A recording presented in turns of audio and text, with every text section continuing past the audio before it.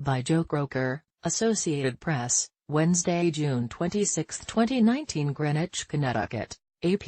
The beige and brown houses blended into the sand and dirt of the Inland Empire as Ridgefield resident Peter Houlihan drove his car from Norco, California, toward the foothills into which the San Bernardino Sheriff's Department shooting range is nestled. He passed the town center sign, which reads Horsetown, USA, and shares real estate with the Jack in the Box logo. Residents rode in the opposite direction on horseback. He sped past homes where horses pastured out back. But Houlihan was not there to ride horses. He was on a different mission, one to fire every gun that a small band of men had used when their planned bank robbery in Norco turned into a deadly shootout almost 40 years ago. The arsenal included semi-automatic pistols, hunting rifles, single-action revolvers and semi-automatic assault rifles. It wasn't for fun.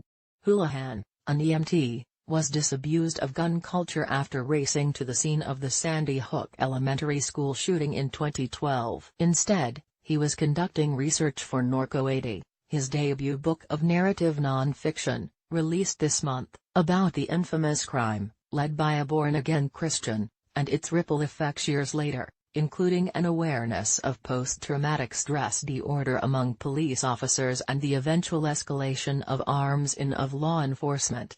From 2015 to 2017, Houlihan conducted research from his parents' home in Indio, California. A fiction writer by training, he believes write what you know or go out and learn it. Which is how he found himself standing behind railroad ties being shot at by a range master wielding a Colt AR-15 and a heckler. 308. He was never in danger. All rounds hit well above his head. But Houlihan could hear the .223 caliber crack like a bullwhip and feel the boom of the .308 in his chest.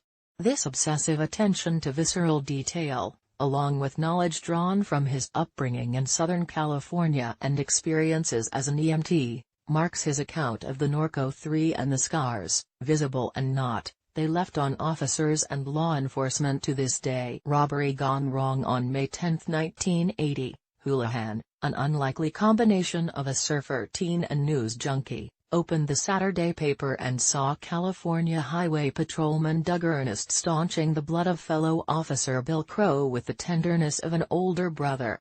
The next day, pictures of ringleader and Christian zealot George Wayne Smith, nuclear war fanatic Chris Harvin and his brother Russ were splashed across the paper.